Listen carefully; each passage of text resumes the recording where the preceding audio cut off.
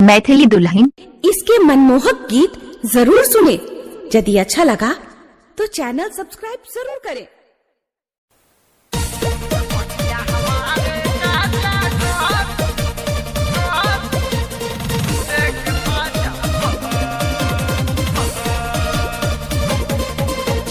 Presented by Ma Music Recording Studio, Ladania.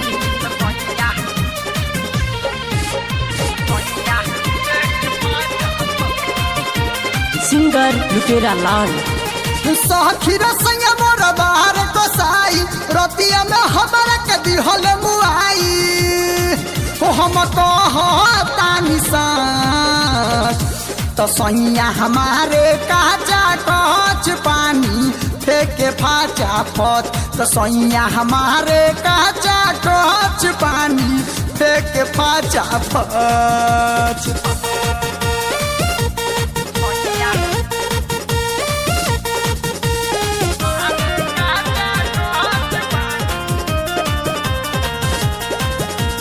Presented by Ma Music Recording Studio, Ladania. करे बरियारी सैया बुझे न दहरद हाथा काठा पाठा मिलल सखीर मारद का बताइए सखी।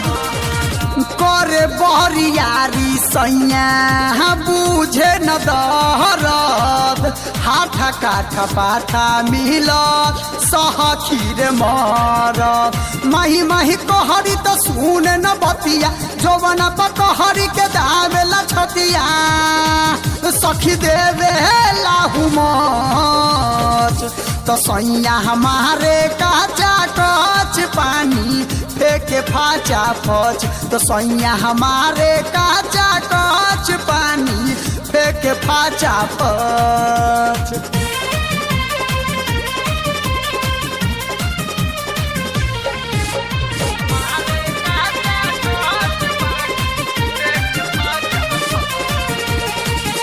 सैया लुटेरा लाल हौए बेदरदी महारे ला जैसे कि सामान मोरा फारदी।